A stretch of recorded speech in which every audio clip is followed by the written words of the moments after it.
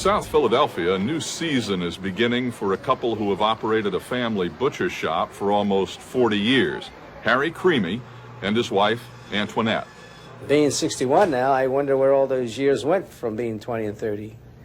Time has passed so fast. You know, my children have grown up so fast. And, you know, of course, like we said, I'm a grandparent now, and my grandchildren are coming up now. I thought when I became 60, life would be easier, but I find it isn't, because there's more things to do at home. There's more activities. I've been married 40 years. I met my wife on a blind date in Atlantic City. We got married in 1948. I was born in this house 1926, August the 5th, up on the 3rd floor. My parents came here and got married in 1920 and had 3 children. I grew up here, we played here, we went to St. Paul's School. My friends are from here. All my life was spent in this particular neighborhood. You cut the meat. I got into the business when I got married. My father-in-law invited me to help him with the business, and eventually we went into a partnership agreement. You got 3 pounds there? How much? He is going on 93. He'll be 93 in November. Yeah, put on a scale, see if you got 3 pounds. He's been living with us, and he gets down here like 4 or 5 times a week. His wife passed away in 1971. And then he had another daughter beside my wife that passed away in 1970. Since then, my wife has been taking care of him, like she does her own children and me. Don't eat too much bread. We have a steak for you.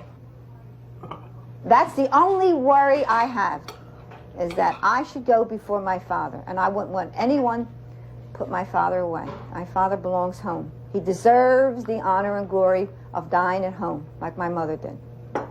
My husband could take care of himself, my children can, but I worry about my father. I wouldn't want no one to put him anywhere other than his own home. God, when he wants me, he can take me. Nobody can stop. You don't take good people. You don't take good people right away. He's better off without him. Nobody can stop. Business-wise, we're the 3rd generation. And, of course, if any one of my children took it over, that would be the 4th generation. I have one boy that lives on top of my business here. At this time, it is a definite possibility that I may take it over, although I've not made up my mind yet. And this is my playground. This is where I grew up.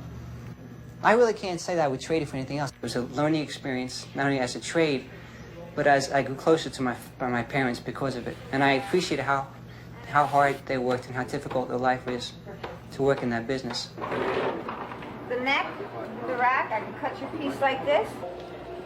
Well, I've been working here 39 years. In fact, my first vacation was only 2 years ago. Okay? See, it's like a big bone to a dinosaur. Where's this from? Is his leg? All right, because we're going to grind it. I spoil my grandchild more than I own. And my children will always say that, but I feel I give more to him. He asks me for everything. I will go buy him everything he wants. I know it's spoiling him, but that's a grandmother's love. What else can you do? All right, now go here. When you raise your own children and you're in business, you don't have time to cater to your children. Like I find in particular now, even though I don't have time, I make time for my grandchildren. What do you call them, Damien? Bacon burgers.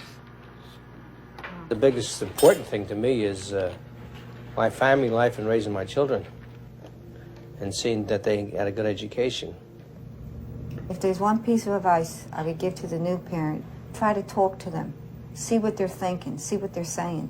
You just hope and pray today with this dope, the drinking, and their companion. You have to ask them who they go with. Bring their friends into your house. Entertain them. Mothers today have to do a lot more than we did in the sense of keeping their children at home. Try to, at least.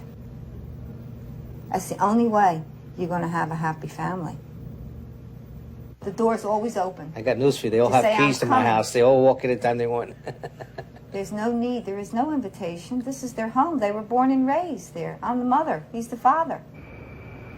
though even my children are, two of my boys are both in professional field, I still, I still hold it open to them that if they ever wanted to come into the business, the door is still open.